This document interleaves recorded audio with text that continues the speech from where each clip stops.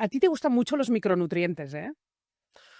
Es que yo creo que se les hemos dado poca importancia y porque eran, no sé, no estaban de moda, creo que siguen sin estar de moda, pero realmente son claves para multitud de funciones. Hoy vamos a poner de moda otro episodio de micronutrientes en el podcast de Soy Pro, porque venimos hablando, Carlos, del hierro, del zinc, y hoy abres un melón interesante que es la B12, que no es muy sexy si tú dices a todos los profesionales de la salud que nos estén viendo, quédate para ver la vitamina B12.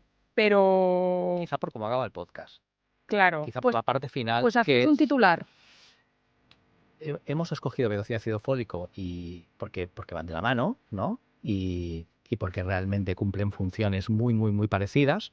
Evidentemente son micronutrientes y así seguimos con una línea, pero es verdad que la B12 tiene mucha relación con el zinc y con el hierro porque hay mecanismos de acción parecidos que dificultan su absorción. Pero la idea es que veamos, sí, una cosa que siempre está muy de moda en cuanto a la medicina integrativa y funcional y que creo que honestamente a veces se entiende y se explica mal, que es todo lo que tiene que ver con la metilación, ¿vale? Y esto nos lleva a los estrógenos, esto nos lleva al estrés, nos lleva a la adrenalina, nos lleva a la histamina, nos lleva a la tolerancia, a la incertidumbre y entonces, pues bueno, esto está bien y creo honestamente que no siempre se explica bien. Así que no tengo ninguna duda que en una visita con una paciente, si tienes la oportunidad de revisar sus analíticas, se te van los ojos a mirar cómo tiene la B12, seguro.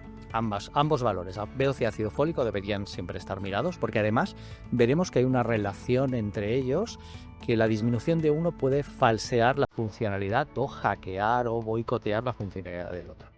Aprovecho para decir que tendremos un libro muy pronto y que quizás... dos cosas, dos cuñas publicitarias. Una es el mapa interno de tu salud, nuestro libro que sale este 2026 en mayo, y no sé en qué momento estarán viendo este podcast, así que o faltan unos días para que llegue, o ya lo tienen, o igual ya podemos poner el enlace y que lo compren, porque hablamos muchísimos de analíticas. De analíticas hablas también en una de tus asignaturas de nuestro máster de PNI Nutrición Funcional, que siempre me gusta comentar, que hay un fin de semana entero donde se habla de analíticas y que para público final tendremos una versión mainstream que es el libro, que será muy útil también para los profesionales de la salud, como bien dice nuestra editora. Dice esto que bien les irá a los profesionales de este libro. Digo, claro, y después a estudiar el máster, porque con un libro no tendrán suficiente. Pero de la B12, hoy te preguntaba, ¿en qué momento del libro lo comentamos? Porque ya lo entregamos y es como hemos pasado página, pero está muy presente en el capítulo de micronutrientes. Tenemos capítulo de micronutrientes para vitaminas, capítulo de micronutrientes para minerales.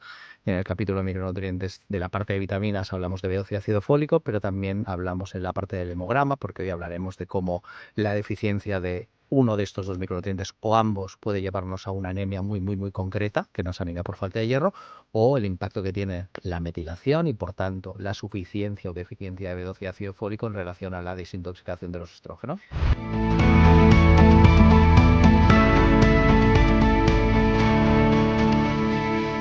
¿Qué funciones destacarías a nivel neurológico y metabólico de la B12? De la B12, sí. La B12 por la función que más conocemos, seguramente los profesionales de la salud que nos escuchan la reconocerán mucho más, su función por la formación de glóbulos rojos, principalmente, igual que el ácido fólico. De hecho, la deficiencia de B12 hace que tengamos un tipo de anemia muy concreta, una de las anemias macrocíticas, que es de glóbulos rojos grandes, principalmente. La B12, también el ácido fólico lo hacen, ayudan digamos, a la síntesis de ADN de diferentes células eritroides que luego formarán o que se transformarán en eritrocitos. Eso por lo que más la conocemos. Pero hay otra función muy importante que tú me estabas resaltando, que es la parte neurológica, que tiene que ver con, por ejemplo, la estabilidad de la mielina, por ejemplo, a nivel del sistema nervioso. Entonces, la deficiencia de B12 por eso nos lleva muchas veces a déficit de concentración, parestesias, entumecimientos de las piernas, por ejemplo, de las manos, mala conducción a nivel periférico, sensibilidad alterada en la periferia. Y el otro función, yo creo, de las tres funciones capitales, la que no nos podemos dejar es la síntesis o la producción de ATP, de energía. De hecho, la B12 hace que se transforme una molécula que se llama ácido metilmalónico en otra molécula que se llama succinil-CoA, y este succinil-CoA entra directamente al ciclo de Krebs para producir energía. Por tanto, la deficiencia de B12 nos puede dar síntomas neurológicos, nos puede dar cansancio, nos puede dar anemia, nos puede dar, bueno, evidentemente, todo lo que tiene que ver con el metabolismo energético, y también nos puede provocar que además suban otros metabolitos en sangre interesantes que sé que te gustan, como es la homocisteína, y por tanto aumentar el riesgo cardiovascular. Cambios en el estado de ánimo, es que como has hecho la lista, digo, a ver qué nos hemos dejado. Leucopenia, Sí, palidez o sensación de falta de aire, ¿qué tiene que ver? lengua Anemia. inflamada o dolorosa. Sí, un síntoma también típico de falta de B12. Lo que pasa es que es verdad que también puede relacionarse, por ejemplo, las alteraciones a nivel oral, a nivel de comisura o a nivel de lengua también tienen que ver con la falta de B2, por eso es menos específica. Pero la leucopenia es interesante que lo digamos porque muchos profesionales pensamos que la falta de B2 solo se relaciona con disminución o con anemia, con disminución de la producción de glóbulos rojos, por tanto con disminución de la producción de hemoglobina. Y también tiene que ver con leucocitos bajos y neutrófilos bajos. Entonces a veces encontramos en consulta a pacientes que tienen una respuesta inmunitaria un poco deficitaria y atendemos al zinc, atendemos al selenio, atendemos a productos como lactoferrinas o micoterapéuticos y nos olvidamos de que una B12 en un nivel subóptimo puede estar detrás también de una cierta insuficiencia inmunitaria. Hablaremos después del exceso de B12, pero entiendo que estamos hablando de la deficiencia y esa deficiencia, ya nos comentarás los rangos convencionales y los funcionales, como siempre, pero encima me has hecho dudar, repasando el guión, de si yo estoy pidiendo bien la B12 o me saldrá normal porque no estoy pidiendo la buena. ¿Sérica? Hay un tema aquí importante, sí, y además tiene que ver con diferentes metabolitos de la vitamina B12 y esto puede dar lugar a confusión. Cuando pedimos la B12, pedimos la cobalamina en sangre, ¿ok? Y esa cobalamina, esa vitamina B12, debería estar por encima de 350 o 400 picogramos mililitro. Esto lo sabemos principalmente por una publicación médica, una publicación que se hizo en una revista conocida como el England Journal of Medicine, que de hecho, y yo esa publicación la conozco por Paulle, porque en un momento determinado nos la compartió. Y en esa publicación es en la que se decía que los niveles, por ejemplo, de 180, 200, 250 picogramos mililitro no son suficientes como para hablar de que tenemos suficiente vitamina B12 en el cuerpo. Esa publicación iba más allá y decía que no solo es necesario tener entre 350 y 400 hacia arriba picogramos mililitro de B12 en sangre, que es fiable, sino que además teníamos que valorar de forma indirecta cuánto estaba funcionando bien esa B12, la funcionalidad de la B12. Y esto lo vemos porque hay dos metabolitos, uno es la homocisteína y el otro es el ácido metilmalónico, que la B12 los ayuda a transformarlo en otras moléculas. La B12 transforma la homocisteína en metionino, que luego entraremos a hablar de ese ciclo de la metilación, y también ayuda a transformar el ácido metilmalónico en succinil-CoA y meter ese succinil-CoA dentro del ciclo de Krebs para conseguir energía. Sabemos que hay suficiente B12 cuando estas dos moléculas disminuyen y por tanto sabemos que se están transformando bien. Por tanto, no solo, y ahí va tu pregunta, ¿es suficiente con la B12 en sangre en rangos adecuados por encima de 350-400? ¿O además hace falta que tenga el ácido metilmalónico y la homocisteína en rango adecuado? Sí, hace falta las tres cosas. Por si me lo preguntas luego, ya lo meto ahora. La homocisteína debería estar por debajo de 9 micromols por litro y el ácido metilmalónico por debajo de 400 nanomols por litro. De esta manera, hablamos de suficiente B12 en el organismo. ¿El metilmalónico en una analítica base? No, hay que pedirlo a posta. ¿Verdad? Hay que pedirlo a No posta. aparece. Lo que valoras cuando pides el ácido metilmalónico en relación a la B12 es una de las rutas de utilización de la vitamina B12 que es a nivel de producción de energía. Porque hay dos rutas. Correcto, dos utilidades principales. Puedes utilizar la vitamina B12 para transformar el metilmalónico en succinil-CoA y por tanto conseguir energía. Por tanto, cuando pides el metilmalónico estás valorando cuánto tú estás utilizando bien esa B12 a nivel de producción de energía, producción de ATP a nivel de ciclo de Krebs. Y cuando pides la homocisteína estás valorando cuánto se está aprovechando bien esa vitamina B12 para el ciclo de la metilación.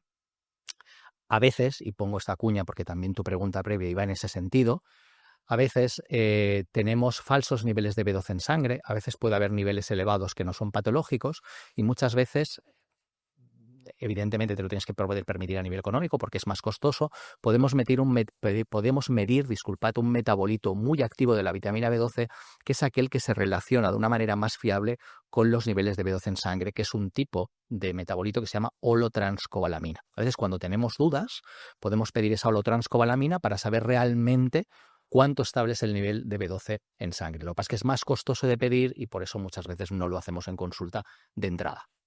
Si tenemos un problema del sistema nervioso, que siempre metéis todas las vitaminas del grupo B en el mismo saco, ¿cuál es esta ruta, la de la energía? A nivel sistema nervioso central, las dos afectarán. Si tú no tienes suficiente producción de energía, también te va a afectar a nivel central. Y si no tienes suficiente capacidad de metilar, también te va a afectar a nivel neurológico. Por tanto, las dos rutas van a estar implicadas a nivel neurológico. Lo que pasa es que quizá también te suene, y por ahí también tu pregunta, tiene que ver, esta vía de la metilación tiene que ver con por ejemplo, la desintoxicación de la histamina a nivel central. La desintoxicación de la histamina o la gestión de la histamina a nivel central tiene que ver con una enzima que se llama histamina N-metiltransferasa y esta se expresa en el cerebro y tiene que tener esos grupos metilo que luego hablaremos de dónde se producen y por qué, cómo los utilizamos. Si no los utilizamos bien a nivel central, la histamina a nivel central obviamente también provoca clínica. Pero tienen que ser las dos rutas para estar bien a nivel central. ¿Y tiene sentido entender a nivel de síntomas a qué ruta está fallando? A nivel de sintomatología no nos lo dice tanto, pero a nivel analítico sí que nos lo puede decir. A nivel sintomatología, por ejemplo, diferencias en función de la ruta, ¿sí? Imaginemos que tenemos suficiente B12 para producir energía en una mujer, ¿ok? ¿Cómo vas de energía? Valoramos cómo va de energía, cómo va de descanso, cómo va en el día a día y no hay grandes síntomas a nivel de disfunción energética. Qué raro hoy en día, ¿eh? Sí, sí. Pero estaba pensando. supongamos que no nos está afectando tanto. En cambio, por ejemplo, cuando preguntamos en una mujer de edad fértil, ¿qué tal es su síndrome premenstrual? O sea, mejor dicho, ¿qué tal son sus días antes de la menstruación? Y si tiene síndrome premenstrual, vamos a hablar con propiedad. Y te dice, ostras, pues mira, sí, realmente antes de la menstruación tengo hinchazón en pechos, me duelen más, tengo más molestias a nivel ovárico y me noto más irritable, me noto más nerviosa, me noto más alterada, me noto más lábil. Ostras, quizá esa B12 se está aprovechando bien a nivel energético, pero en cambio no estamos digamos, teniendo suficiente metilcobalamina, esa forma metilada de la B12, para ayudarnos en la desintoxicación de los estrógenos. Esto podría ser una diferencia a nivel sintomatológico, pero luego a grandes rasgos, honestamente, cuando falla una, fallan las dos rutas y al final tienes síntomas en los dos sentidos. Claro. Todas las mujeres que vienen a consulta y te dicen estoy cansada y con falta de energía, muchas de ellas tienen la B12 baja. Algunas sí, y esto, o muchas sí. Y esto es porque siempre relacionamos que la B12 está baja en poblaciones veganas y vegetarianas mal compensadas o mal complementadas. Vamos a hablar de este melón. ¿Cuántas veces Lucía Redondo ya me lo decía hace 15 años? O te das una torta, pero la mayoría son personas omnívoras que realmente no la absorben bien. No es que no la hicieran. Primero, las veganas ya se toman, ¿no?, un suplemento de B12. Es un mantra. Si eres vegano, tienes que tomar B12. La mayoría de veces hay suplementación. Y luego en poblaciones vegetarianas a veces también hay una preocupación por la salud, estamos a veces más atentas, estamos más atentos y, ostras, no siempre te lo encuentras, ¿no? De hecho, yo la mayoría, de hecho tú y yo esto lo hemos hablado con el hierro, me lo has preguntado alguna vez, oye, la mayoría de población que te encuentras con anemia ferropénica o con ferropenia sin anemia en consulta, ¿son vegetarianos o no? Son omnívoros y comen carne y no lo están absorbiendo bien. El tema de la B12 es que es muy similar al del tema del hierro. Necesitamos una buena producción de ácido clorhídrico para absorber vitamina B12. Es un poquitín más complejo, pero la B12, como pasa con el hierro, no se absorbe en el estómago, se absorbe en la parte final del ilion, en el ilion terminal. Por eso las intervenciones, por ejemplo, del ilion, las ilostomías, afectan a la vitamina B12 y son gente que se tiene que pinchar o se tiene que tomar la B12 sublingual. Pero a nivel de estómago, necesitamos una buena producción de ácido clorhídrico para que la B12 se pueda absorber posteriormente, pero además se complica un poco más, porque no solo necesitamos ácido clorhídrico, sino que necesitamos una molécula que se llama factor intrínseco, que lo producen unas células de la parte oxínica del estómago, que se llaman células parietales, que producen ácido y también producen este factor intrínseco. Y si no se produce como toca, no podemos absorber vitamina B12. De hecho, sabemos que cuando una gastritis se exacerba, Helicobacter pylori, contextos estresores y se genera una autoinmunidad estomacal, se genera que el sistema inmune se confunde y ataca a las células parietales o ataca al factor intrínseco, se desarrolla un contexto de anemia por falta de B12 que se llama anemia perniciosa, que es que mi propio sistema inmune me está boicoteando la absorción de B12, disculpad. ¿Por qué estamos diciendo todo esto? Porque al final el problema la mayoría de veces no es que la gente no coma proteína animal, sino es que tiene algún trastorno que le afecta a nivel de absorción. ¿Y cuáles son? Pues las gastritis, las afecciones de la mucosa, los sobrecrecimientos bacterianos, las parasitosis, las colitis ulcerosas, los Crohn's, evidentemente menos incidencia de estas enfermedades, ¿eh? Pero al final es un problema de absorción, no de ingerirlo. Como todos tenemos problemas digestivos y ya no mides, y en función de la época, si es 2 noches cenando fuera y 2 heces pastosas, yo siempre he tenido mucha paranoia, ¿no? De, es que si hay hece pastosa, aquí no estoy absorbiendo nada. Esto lo discutí durante una época con Néstor. De decir, a ver, céntrate, no siempre hay mala absorción y no por tener unas heces pastosas. Entonces, te lo pregunto a nivel de truco, tanto para los terapeutas que nos escuchen como para público final. Para acabar de saber si realmente te está afectando cierto problema intestinal, Sí. si tú cagas churros, tú puedes afirmar que probablemente, como absorbo bien, tendré una buena B12, o en todo caso, si está baja, no será por un motivo estomacal. No lo puedo afirmar. De hecho, tengo en consulta gente que caga bastante bien y tiene niveles bajos de micronutrientes porque no los absorbe bien. Y tengo pacientes que tienen heces con una tendencia a la pastosidad, un exceso de sulfuro, y en cambio tienen buenos niveles de hierro y buenos niveles de B12. No hay tanta linealidad. Si tú me preguntas, oye, ¿estás más tranquilo con alguien que va bien al baño, que digiere bien, que no se le hincha la barriga y que además no tiene epigastralgia? Ahí sí que te lo empiezo a afirmar. Pero son más de un factor, no solo es el cagar bien, son otros factores. No se me hincha la barriga, no tengo dolores, no tengo acidez, no tengo reflujo. Ostras, me sorprendería mucho que con este cuadro clínico encima la analítica me salga mal. ¿Sí? Con lo cual sí que es el origen de la mayor Sí, deficiencia de ahí vitamina te lo B12. compro, pero no solo el cagar, sino el resto de sintomatología. Si lo ampliamos al resto de síntomas digestivos, sintomatología alta, intestino delgado y colon, y eso puedes empezar a hacer checks, ostras, apostaría dinero a que la analítica me sale bien. Ayer me pegué una hostia con esto, con una paciente. ¿Ah, sí? Sí, porque realmente, de hecho, le repetió la analítica porque no me la creo. Está la hemoglobina bien, está la ferritina bien, está la acidemia bien, está el zinc bien, está el selenio bien, está todo bien, menos una B12 que está francamente baja. Habrá alguien que nos escuchará, algún profesional de la salud, dirá, bueno, puede tener una gastritis autoinmune y puede estar fabricando anticuerpos antifactor intrínseco. No tiene ninguna sintomatología estomacal, no tiene acidez, no tiene reflujo, no tiene hinchazón, va bien al baño. Lo que he hecho es repetir la analítica porque no me acabo de creer ese valor de vitamina B12. No tiene sintomatología, todos los checks a nivel clínico están bien, el resto de la analítica a nivel absorción está bien y el único que me falla es la B12. Pienso que es un error de laboratorio, lo repetiremos y veremos. Claro, si no tiene sintomatología digestiva, pero hay varios micronutrientes mal en la analítica, puedo pensar, bueno, la clínica no lo es todo. La analítica me está marcando o que no lo come o que no lo absorbe. Pero cuando solo es un parámetro el que sale alterado y el resto de cosas no te cuadra a nivel clínico y a nivel analítico, consejo, repetir analítica para salir de dudas. ¿Come suficiente proteína animal? Sí, revisamos. Come proteína animal en comida y cena. Sí. Porque esto es muy importante, Sí. ¿eh? Después ya hablaremos de tener la B12 elevada, pero no hace falta ser vegetariano o vegano. Sí. Sobre todo pasa mucho en mujeres que Correcto. tú tienes la sensación de que sí comes proteína Sí. y quizá no es suficiente. Pero después en consulta, ¿esto pasa? Sí, ¿O sí, no es sí. tan No, verdad? yo creo que Porque sí. tampoco hace falta ir por la vida No, cada día no, esta comida tenía 1,6 de proteína. Entonces, No. sabes que yo, la manera como vivo, no hay una revisión constante de esto. Es difícil. También porque a ojo ya veo, si hay suficiente proteína, pero no todas las comidas pueden ser excelentes en cuanto a proteína. Yo no creo que se esté divulgando mal en ese sentido. Yo creo que no hemos perdido la cabeza, con la proteína. Creo que al menos los que visitamos preferentemente mujeres, la proteína que ingieren, muchas de ellas la están sobredimensionando, realmente no están ingiriendo lo que realmente creen que están ingiriendo, están comiendo menos de lo que deberían comer a nivel Y ese físico. puede ser el motivo de que la tengan Sí, baja. pero no me cuadraría en este caso de esta paciente, y por hacer un poco de diagnóstico diferencial, no me cuadraría con una ferritina tan buena como la tiene, que la tiene en 60. Si tienes la ferritina en 60, hombre, algo de proteína de origen animal ya estás absorbiendo bastante bien. ¿Por qué tienes la B12 tan baja? En este caso en concreto no me cuadraba. Yo tengo amigas que tienen la ferritina 60 y comen mucha menos proteína que yo, ¿eh? Bueno, lo he hablado alguna vez, por ejemplo, mi pareja Mar, lo hemos hablado alguna vez. Ella tiene una historia familiar, porque hay varias personas en la familia que tienen antecedentes genéticos de hierros altos, por ejemplo, su hermano tiene una ferritina bastante alta.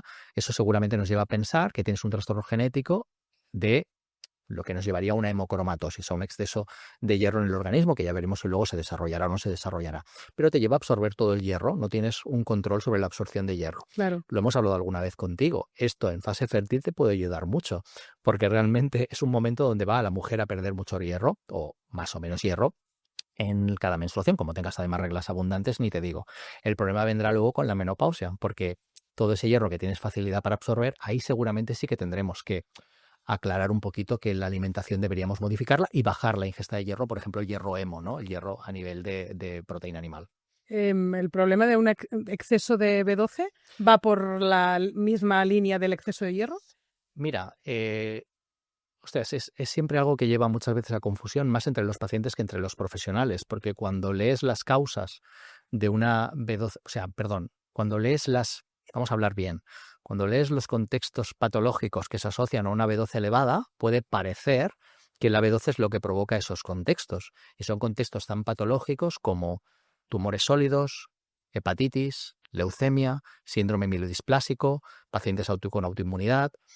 Ostras, la B12 elevada está asociada a esos contextos, sí, pero no es que la B12 provoque esos contextos, sino que en esos contextos patológicos se ha visto que hay B12 altas en sangre y que paradójicamente, y esto es lo más complejo, no entran a nivel celular. Por tanto, el paciente puede tener síntomas de deficiencia de B12 porque no entra en las células y se mantiene en sangre porque ese contexto inflamatorio asociado a este tipo de patologías impide que entre a nivel celular. Pero no es que la B12 provoque tumores, sino que en determinados tumores la B12 la vemos alta. Si tú me preguntas, Carlos, ¿ves en consulta asiduamente mujeres o hombres? Yo, ya sabéis, veo más mujeres con B12, por ejemplo, en 800, 900, 1000, 1200 picogramos mililitros sin suplementación. Hombre, veo muchas más anemias, pero sí que vas viendo de vez en cuando. De todos esos pacientes que has derivado a que hagan un estudio para ver si había una patología grave detrás, ¿alguno ha resultado? No, ninguno. De hecho, ¿y qué hacen mal entonces? ¿Por qué tienen ese exceso? La mayoría de veces no se ha podido concluir. Medicina, de hecho, deja de investigar porque hay algún contexto que se nos escapa, que no es patológico de gran calado, que hace que tengas una B12 alta en sangre, a pesar de que puedas tener pocos niveles de B12 a nivel intracelular. Al final, cuando vas rascando y acabas de leer los artículos hasta el final, por decirlo así, ves que un contexto inflamatorio, el mismo contexto inflamatorio, aunque no sea una patología autoinmune de gran calado, en una persona y en otra, a una le puede provocar que la B12 no entre a nivel celular y en otra no le puede provocar nada y la B12 entra a nivel celular y no la encuentras alta. Lo que pasa es que obviamente cuando tienes una B12 tan alta en sangre, puedes pensar en que no voy a tener una patología de esta lista, que realmente la lista no es demasiado alegre esta lista. Entonces intenta sobre todo que medicina descarte todas estas patologías y una vez se descarta, pues oye, en algunos casos sí que mejorando y modulando el contexto oxidativo inflamatorio, la B12 nos ha bajado y se ha puesto en 700, 600, y en otros casos haciendo las cosas muy bien, mejorando a nivel metabólico, descanso, sueño, inmunoregulando, vitamina D, lo que ya sabemos, no te baja ¿Y qué la baja? Nada. Se queda con ella elevada y no es patológico en sí mismo. En ese caso concreto, una vez se han descartado las patologías de gravedad. Muy bien. Relación del folato y la B12. Comparten muchas funciones, ¿vale? Dice, ¿por qué habláis, no? Porque la gente puede pensar, ¿y por qué habláis de folato el día que habláis de B12? Bueno, primero porque comparten muchas funciones. De hecho, esa anemia megaloblástica a la que hacía referencia, que es un tipo de anemia macrocítica, para que la gente que no lo sepa, simplemente es de glóbulos rojos grandes y disfuncionales. ¿Por qué glóbulos grandes y disfuncionales? Porque la B12 y el ácido fólico o el folato sirven para fabricar glóbulos rojos. De hecho, son determinantes para la síntesis del DNA de la célula previa al glóbulo rojo, al eritrocito. Como no puedo fabricar suficientes glóbulos rojos porque me falta ácido fólico o vitamina B12, pues los que hago los hago más grandes, pero no funcionan igual de bien. Por eso hablamos de ese tipo de anemias. Comparten esa función, pero también el ácido fólico comparte función con la B12 para el reciclaje de la homocisteína, ¿sí? Homocisteína, riesgo cardiovascular, no mola tener la homocisteína elevada. El ácido fólico y la B12 trabajan conjuntamente para hacer que la homocisteína se transforme en metionina. Por tanto, ¿qué hacen los dos cuando se unen? Que luego si quieres podemos entrar en detalles porque hay algún intríngulis aquí interesante en cómo trabajan sinérgicamente. De momento, si yo consigo bajar la homocisteína, de momento mejora mi riesgo cardiovascular, porque la homocisteína tiene que ver con el estrechamiento o, digamos, la vasoconstricción de los vasos sanguíneos, de las arterias, y esto evidentemente no nos gusta nada cuando además le sumas inflamación o placas de ateroma. Por tanto, por esa vía ya comparten un trabajo, digamos, conjunto, pero luego además este reciclaje de la homocisteína metionina permite que esta metionina se vuelva a transformar en homocisteína, y esto es muy interesante. La metionina se transforma en una molécula que se llama S-adenosinmetionina, SAMe, el SAMe de turno de los suplementos, y este SAMe se vuelve a transformar en homocisteína. Tramite una molécula intermedia que se llama S-adenosina-homocisteína. En ese paso, de SAMe a homocisteína, se cede un grupo metilo, una molécula muy pequeña formada de un carbono y 3 hidrógenos, que sirve ¿para qué? Para que enzimas propias nuestras, trabajadores propios de nuestro organismo, cojan esos grupos metilo y ayuden a desintoxicar estrógenos, ayuden a eliminar adrenalina, ayuden a eliminar noradrenalina, ayuden a eliminar histamina, por tanto nos ayuden a desintoxicar. Este es el famoso ciclo de la metilación, donde cuando das metilfolato, das metilcobalamina, ayudas no solo a bajar la homocisteína, sino ayudas a desintoxicar estrógenos, a desintoxicar adrenalina o a desintoxicar histamina. Por eso van juntos, aunque el ácido fólico luego tiene otras funciones y también tiene funciones a nivel de metabolismo energético, tiene funciones clave, como sabemos, en el desarrollo embrionario temprano, que aquí un apunte de nuestra amiga Laia Vidal, en este caso, los niveles de ácido fólico o de folato en sangre tienen que estar por encima de 10 o 15 nanogramos mililitro, pero en embarazo es importante mirarlos en eritrocitos y tienen que estar por encima de 800-900 nanomols por litro. Esto es muy importante porque es donde se ha visto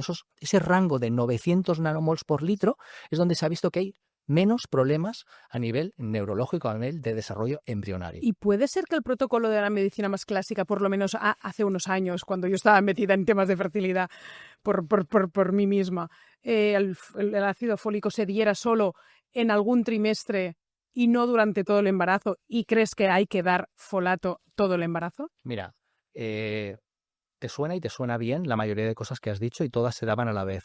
Se daba ácido fólico y no metilfolato. Eso ya era un problema. Primer problema, estás dando por hecho que todas las mujeres que se quedan embarazadas o se van a querer quedar embarazadas, también los hombres, porque la homocisteína elevada también afecta al hombre, aunque no se quede embarazado, le puede afectar. Estábamos dando por hecho que le damos un tipo de vitamina B9, un tipo de ácido fólico, un tipo de folato que no está activado todavía, que no se ha transformado en ese metilfolato. Para transformarse hace falta una enzima que se llama metiltetrahidrofolato reductasa, ¿no? Estamos dando por hecho que todo el mundo es capaz de hacerlo. Entonces a muchas mujeres le estamos dando el ácido fólico, pero hay un 20 o un 30% de mujeres que no son capaces de activarlo. Por tanto, ¿a muchas mujeres le estamos dando la vitamina equivocada? Sí, por eso hoy en día, las ginecólogas hoy en día dan metilfolato, pero no todas todavía, ¿vale? Entonces eso es un problema. Y luego, es verdad que en algunos casos se había discutido si tiene que ser todo el embarazo o tiene que ser solo en una parte. Donde parece que es clave, es previo al embarazo, previo a la búsqueda, durante la búsqueda, mejor dicho, vamos a decirlo así, y durante el primer trimestre, durante la primera fase del embarazo, ¿vale? Lo que pasa es que muchas veces se deja durante todo el embarazo, porque cuando ya no damos ácido fólico inactivo, sino que damos metilfolato, las dosis son más bajas y es seguro mantenerlo durante todo el embarazo sin ningún tipo de problema. ¿Qué es el atrapamiento del folato? Esto es un concepto no de medicina funcional, es un concepto bioquímico que lo que provoca es que no puedas aprovechar el folato, el que ingieres, ¿no? El que comemos cuando comemos hojas verdes, ¿no? Que esto también es otro tema que te gusta. La gente que normalmente padece de poco ácido fólico o niveles bajos de folato en sangre son gente que come poco verde y come mucho ultraprocesado. Y luego también la gente con contextos inflamatorios oxidativos, dormir mal y tener la vida súper acelerada, nos vamos pelando el folato, que es un contento, ¿vale? Pero ¿qué es esto del atrapamiento del folato? Vuelvo. Comemos ácido fólico, comemos folato procedente de vegetales y este folato se ha de transformar en la forma activa, 5-metiltetrahidrofolato, ¿sí? ¿Qué es la fórmula activa?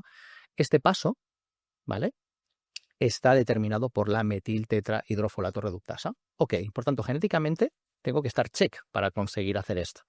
En el supuesto que esté check y consiga el metabolito activo, que es el 5-metiltetrahidrofolato, aquí es donde se dona un primer grupo metilo. ¿Para qué? Para reciclar la homocisteína.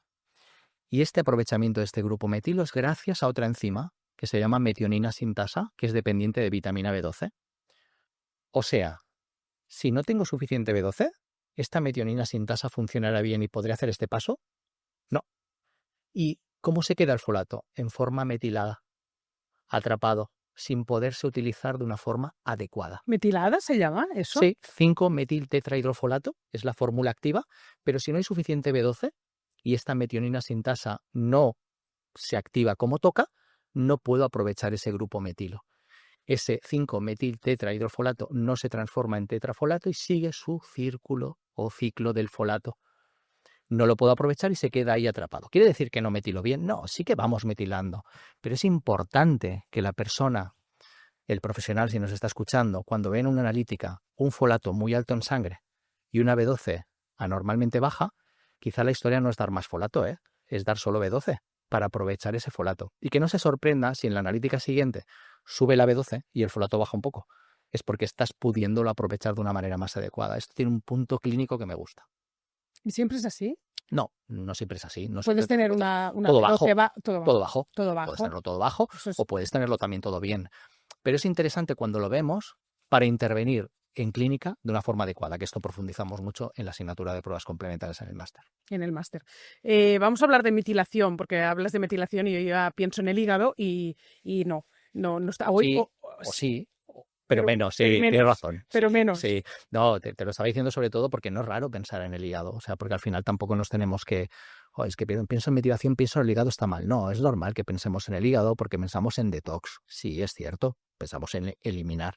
Pero en realidad la metilación principalmente, bueno, primero, un punto importante.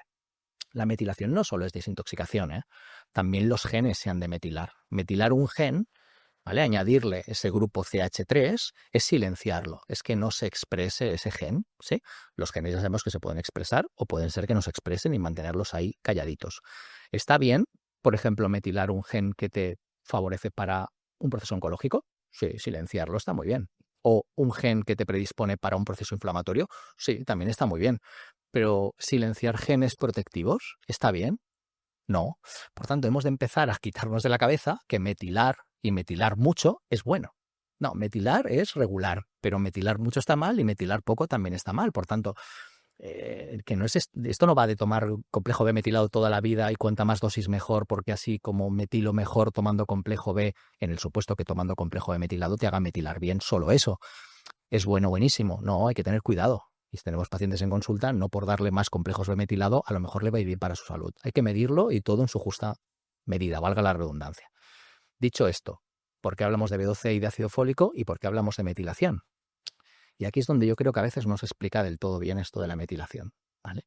Siempre que hablamos de metilar lento, hablamos de personas autoexigentes, personas que no toleran bien la incertidumbre, personas que, me incluyo, necesitamos más orden, más concierto, ¿no? Necesitamos tener las cosas muy bien acotadas, venir hoy aquí a hablar un podcast y saber exactamente lo que voy a decir, porque si no, no vengo tan relajado, ¿no? Todas estas cosas. Y esto puede estar bien, realmente. Hombre, te hace un socio inmejorable. Sí, pues un poco aburrido también, porque si se lo preguntas a María, mi hija, se cagan en mí bastante, porque el exceso de orden tampoco nos gusta. O sea, en algunos momentos puede ser un poco disruptivo para la gente que te acompaña. Pero toda la gente ordenada no serán metiladoras lentas. No, realmente no. Creo que esto es lo que nos explica bien y creo que realmente hemos hecho, en fet un gramasa, que decimos en catalán, ¿no? Y hemos generalizado realmente. Y luego yo soy metiladora lenta y vivo en el caos. Y te gusta la incertidumbre. Bueno, te gusta la incertidumbre. Surfeas bien la incertidumbre, vamos a decirlo así. No digo que te guste. Y la provoco la incertidumbre. Sí. Y metilo lento. Sí.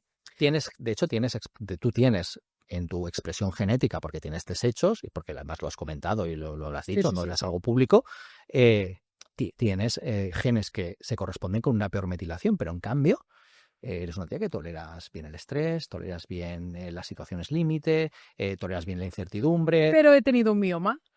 Bueno. Cuenta eso, porque como lo vinculamos al hígado, yo pienso, desintoxico fatal el hígado. Y te estás ahí con el hígado, que total, tampoco es que yo busque cómo desintoxicar bien el hígado. Pero en parte sí, y no relacionas lo que ahora vas a contar, de que la metilación No está siempre en el hígado. No está siempre en el hígado y realmente los procesos de metilación, por ejemplo, de los estrógenos se producen principalmente a nivel periférico, a nivel mamario, a nivel ovárico, a nivel de endometrio, que es donde realmente se dan los problemas con el exceso de estrógenos. La gente con exceso de estrógenos no hace quistes en el hígado, hace quistes en las mamas, hace quistes en los ovarios. Entonces, para que nadie se nos pierda, ¿cómo se metila? ¿No? Eso es lo que hemos de entender primero. Para metilar necesito tener las enzimas, las trabajadoras nuestras de nuestro organismo, que cogerán esos grupos metilo, esos ECH3 que se van a producir en un momento concreto que ahora recordaremos, para coger esos grupos metilo y ¿qué hacer? Bajarle la actividad biológica a los catecol o hidroxiestrógenos, a esos metabolitos altamente inflamatorios de la detoxificación de estrógenos, para metilar la dopamina, la adrenalina y la noradrenalina y no ir todo el día con una sensación de estrés y de pérdida de control. Para metilar las histamina N-metiltransferasas, la histamina y eliminar la histamina, sobre todo a nivel cerebral, también a nivel bronquial, a nivel renal, para que la histamina nos pase factura. Pero alguien le ha de dar esos grupos metilo. Y esos trabajadores se han de expresar correctamente. Es aquí donde a veces creo que no lo hemos explicado bien.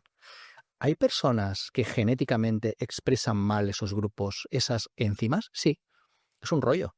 Pero a veces ya vienes mal de casa, ¿sí? ¿No? Como decía Pau, ¿no? Tienes que jugar las cartas lo mejor que puedas. Y eso son las que tienes, tío o tía. Si tú tienes poca expresión de catecolmetiltransferasa, pues por mucho que le des grupos metilos a la catecolmetiltransferasa, si esa enzima no está muy presente en tu organismo porque no se expresa genéticamente como toca, pues ya le puedes dar vitamina B12 metilada y ácido fólico metilado. Que la cosa va de que tienes un hándicap directamente que traías así de casa. Bueno, ¿qué hay que hacer entonces si tienes la marca genética? Ese es el punto importante. Primero, tienes que intentar tener grupos metilo. Hasta ahí estamos todos de acuerdo. ¿Cómo se consiguen los grupos metilo? Se consiguen con el reciclaje de la homocisteína.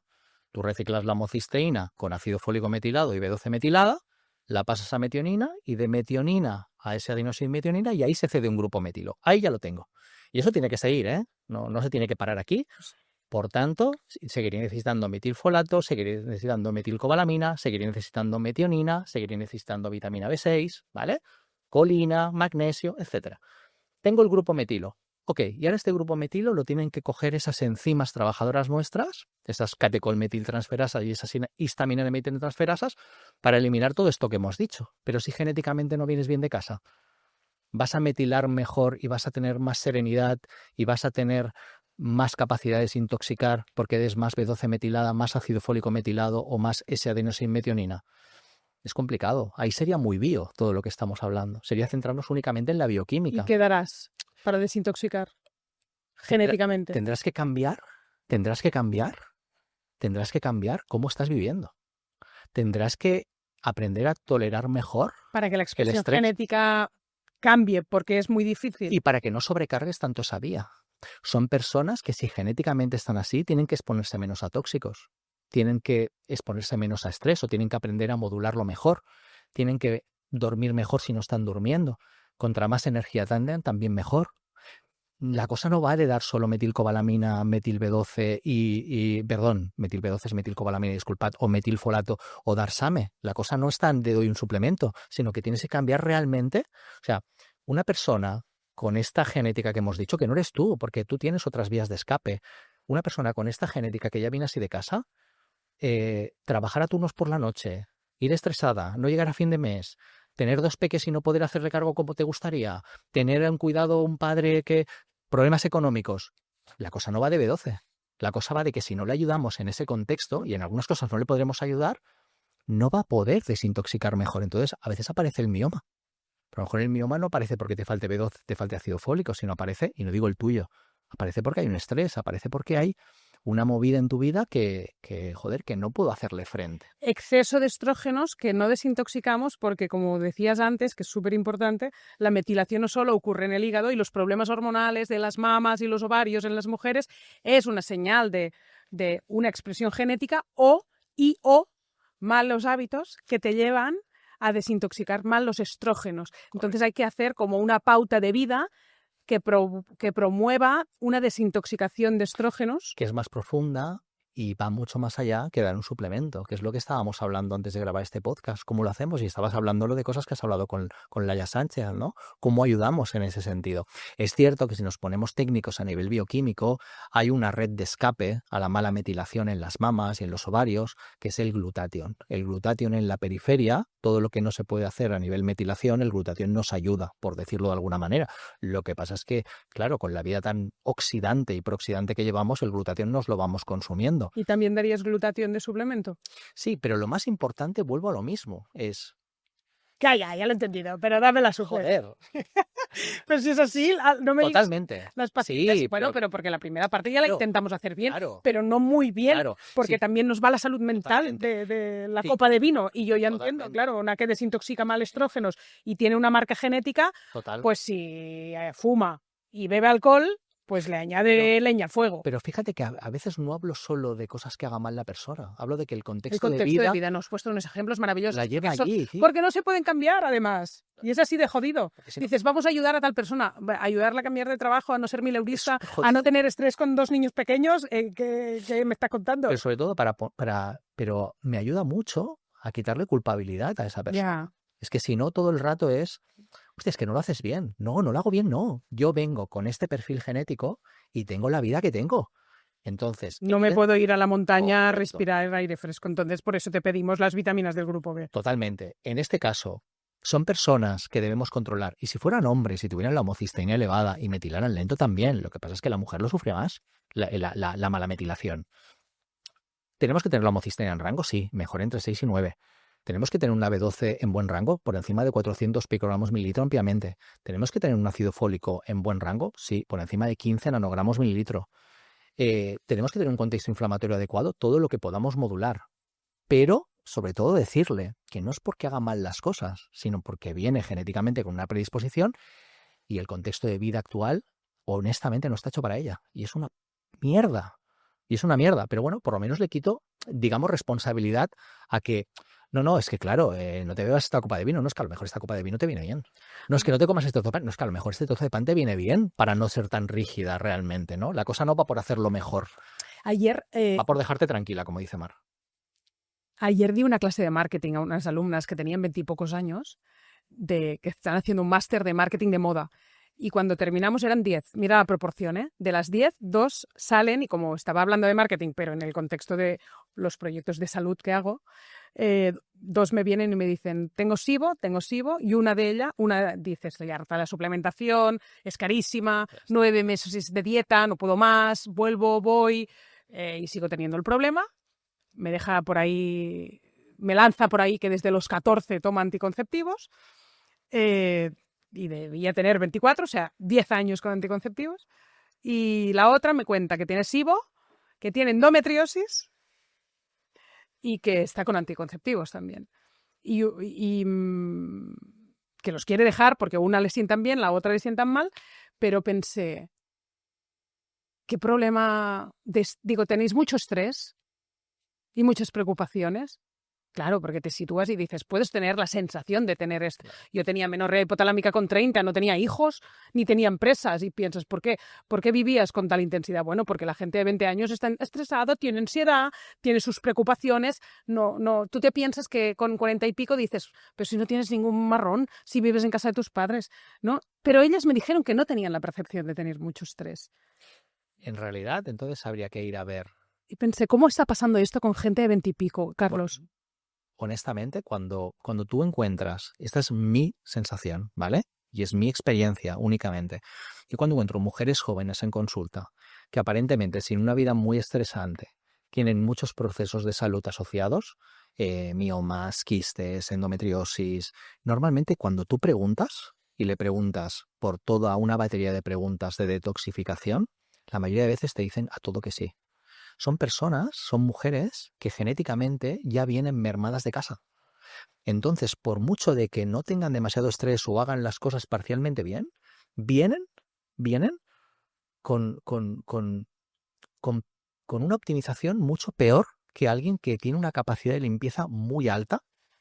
Y por eso, evidentemente, en el mundo actual tienen mucha más sintomatología. Quizá en otro contexto de sociedad no lo tendrían, pero en el contexto actual, como vengas genéticamente con particularidades te afecta muchísimo realmente. Y cuando tú rascas en este tipo de mujeres, la mayoría, yo que hago pocos test genéticos para no gastar más dinero, simplemente preguntando. ¿Cómo se llaman esas dos enzimas que están vinculadas a la mala metilación y que veríamos en un test genético? Catecolmetiltransferasa o histamina N-metiltransferasa. Eso lo podemos ver en test genéticos. Pero también podemos ver asociado a la metilación polimorfismos en otra enzima que se llama metiltetrahidrofolato reductasa. Hay varias enzimas y varios, o sea, por decirlo así, varios genes que se asocian a la producción de enzimas que se pueden ver en diferentes analíticas. Y realmente, a veces, bueno, a mí también me pasa, yo no pido tantos test genéticos pero muchas veces las pacientes te vienen, porque hoy en día, pues la paciente que nos viene, que va a LEDS, que viene Osana, que viene a la salud integrativa, muchas veces viene con test, incluso a veces, tristemente, alguien le ha pedido un test y encima no se lo ha explicado. Digo, entonces, ¿para qué te lo han pedido si te has gastado 400 euros en un test? Y vienes y cuando ves el test y ves la baja expresión genética de determinadas enzimas, dices, piensas, no le quieres añadir un factor más nocebo. Yo no quiero ser, en parte, un alarmista, pero piensas para ti, digo, pero ¿cómo no vas a tener síntomas? Qué putada, ¿no? Porque esta me decía, no me sienta nada bien, ni un alimento. Hoy todo lo que he comido a lo largo del día ha sido medio aguacate. Son personas altamente sensibles. Claro, porque dices... muy sensibles. Y dice, y además yo tengo estreñimiento de per se, no es una falta de absorción, no es como... Y ese vínculo, ¿no?, de la endometriosis, que tú lo darás en hormonas, ¿no? Y patología digestiva, ¿no? Patología digestiva.